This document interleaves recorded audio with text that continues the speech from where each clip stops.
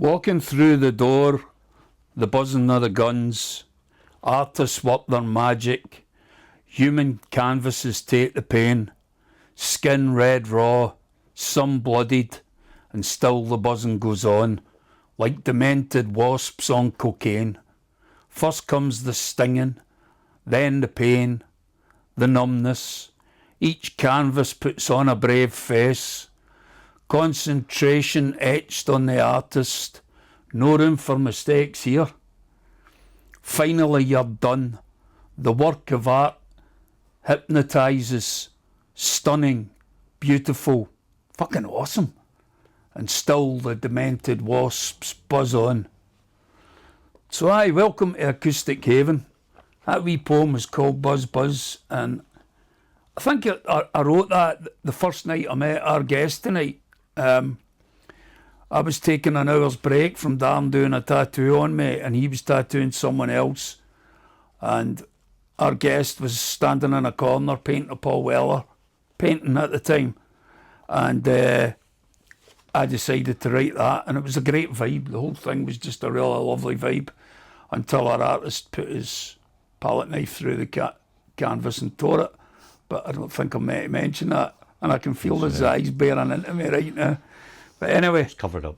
Once again, welcome to the show, and tonight is a special night because it's our very first artist on the show.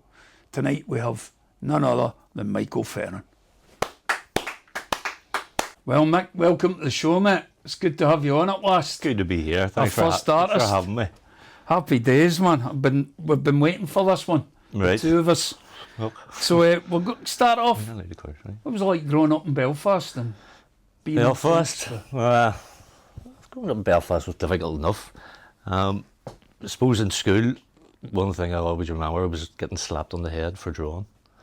When I was supposed to be doing maths or English or geography, I was drawing superheroes in the back of the school books and getting slapped for it occasionally.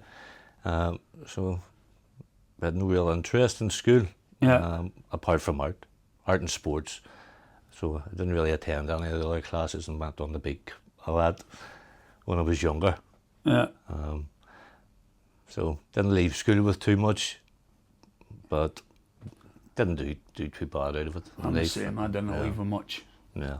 It's what you make it, isn't it? Well, that's it. I've done most of my learning when I left school. Yeah. Done a few wee night classes here and there, and then touched lucky with a good job and done a lot of in-house training and got to the position I'm in now in my own job, which I do full time. And that's care, isn't it? It's social care with adults with additional needs. So your social work, and how did that fit in with? How did your painting then? How did that come along? You know, the passion finally came through that you're doing works like this. If I remember correctly, I started painting when I was about 25, 26, and I was trying to stop smoking. Right. And I was looking for something to do to occupy my mind instead of thinking about smoking. So I ended up doing a wee night class in Belfast Tech in watercolours, because I knew I was a good drawer and that at school, but I wasn't really into painting or anything. It was more sketching and stuff. So I really needed to sort of refresh myself with colours and how to get those different blends and stuff.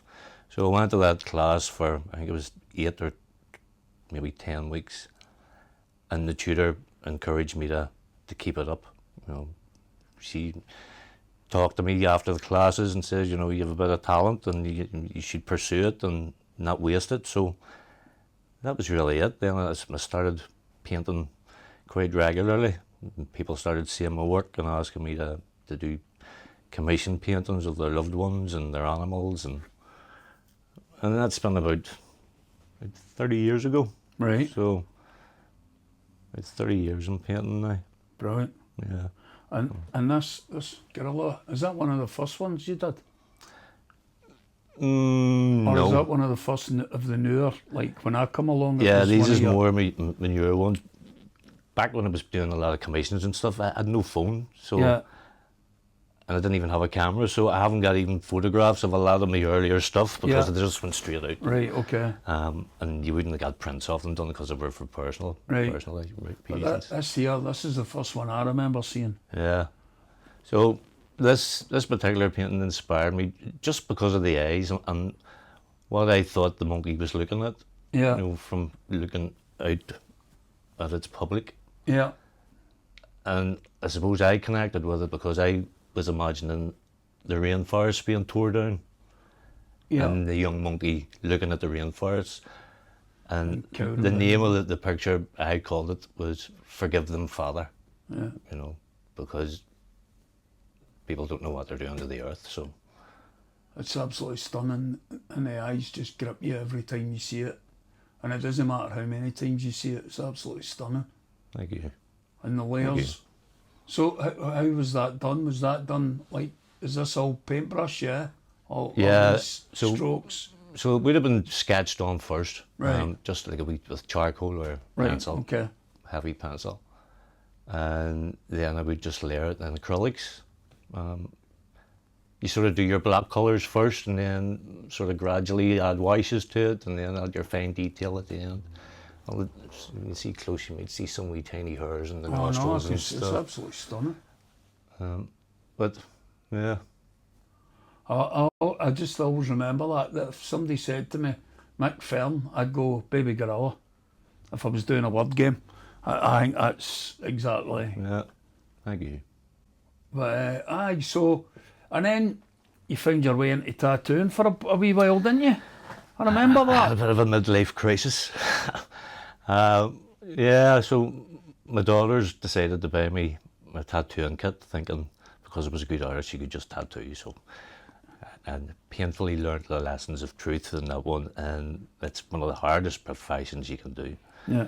You know, the amount of work you have to put in, the work you do in the evenings, the preparation work, the stress of shit, of clients not turning up, and you know, it's a lot harder job, and probably left it too late in life to take it up.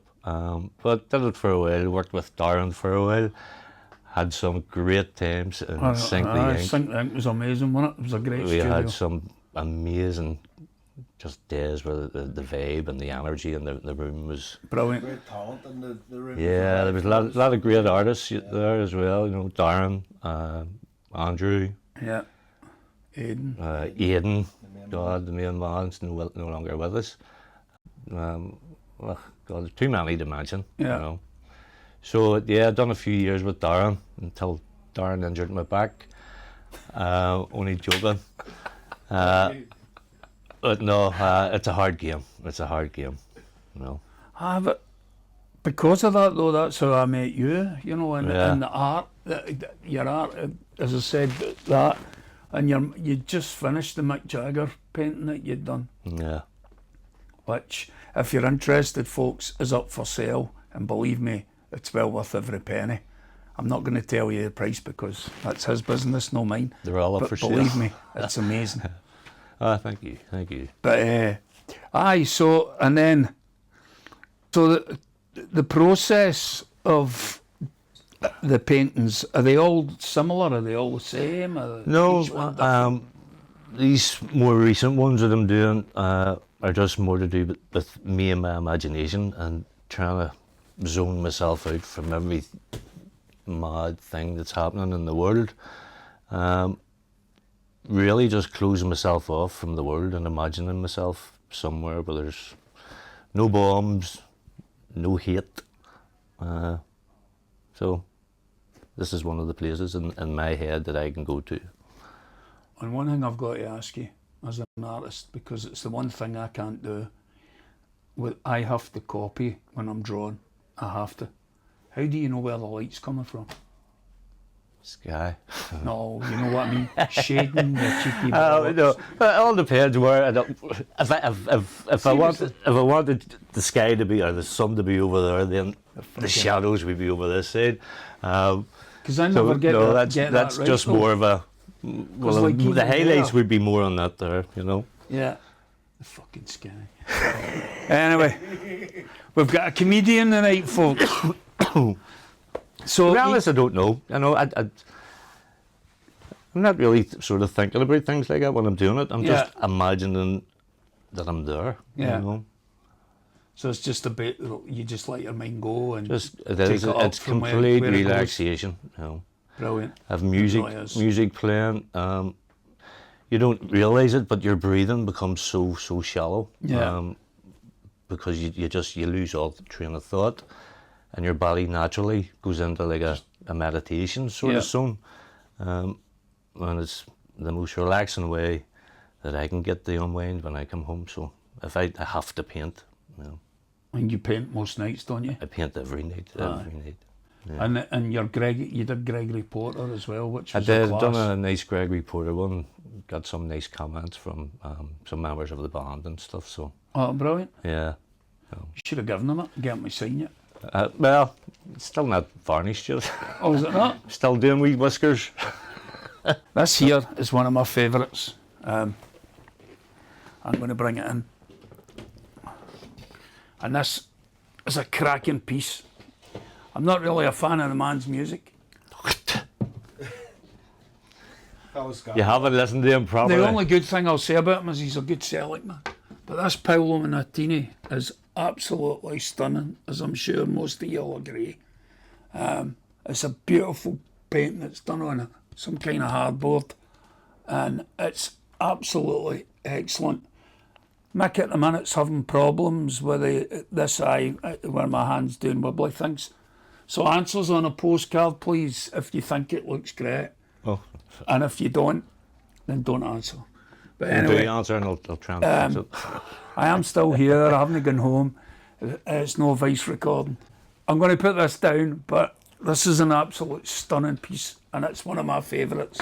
It's a shame I can't sing. Thank you. But anyway, that's a different story. Have to listen to Autumn Leaves. Aye, okay. I'll convince you.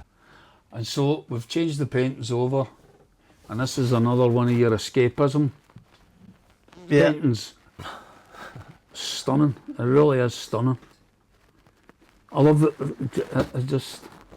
I wanted to talk about the light, but we've already done that. So I just.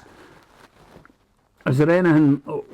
Was this just the same idea as the other one? So I'm trying to do like a wee collection of paintings that are away from the normal portrait stuff that I do. So, God, hundreds and hundreds of different ideas floating about in my head about what I can do as a next series of paintings. So I decided on taking my mind on holiday. Yeah. But not using a reference photo for it. So just imagining that I'm on a beach or I'm on a field or. And these are straight out your head, that you don't copy these things? No, these are just made up. Imagine what the clouds might be like and where the shadows might be.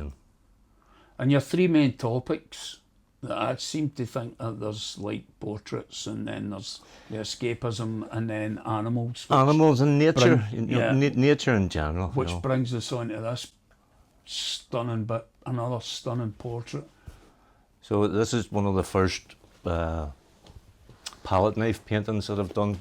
It's been done completely with palette knife. A lot of these paintings here. All the fine details been palette knife, everything. Yeah. I think that's the gorilla. I'll always associate you with that, but that I think's my favourite animal one. That and the frog was unbelievable. It's a bit of it's a nicer process because it's a lot quicker to do than the likes of this painting, because this is done nicely done in layers. Right. And then I've went in with a palette knife at the end of it, where the trees and the posts and stuff. Yeah, yeah. So that's done with brushes first of all. Yeah. And then finished off with palette knives, whereas that's just completely palette knives. Bit more difficult to do, but a quicker and a freer process, you know. It really is amazing. And even like where you've kind of layered the paint on thick up here, it just, I don't know, it just sits well. It's not like it's a big kind of zit sticking out, you know, it's part of the painting. You can feel it. You want to touch them, but I mean, it's You can feel the character in it. Oh wow, God, you can feel it. That's amazing. Thank you.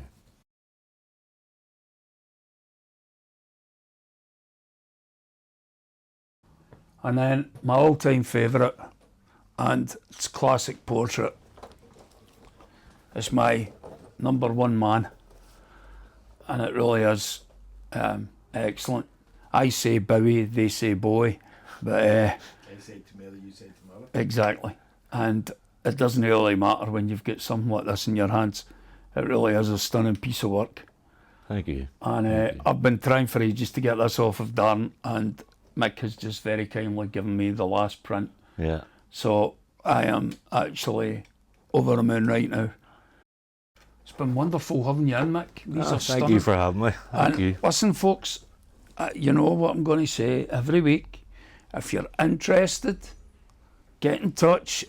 Get in touch with us, or look up Michael Ferrin or Mick Ferrin art page on Facebook.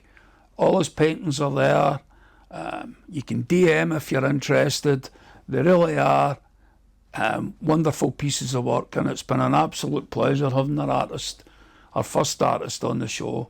I'm just going to do my summary now, so I'd like to say thanks to, first of all, Mick for coming in.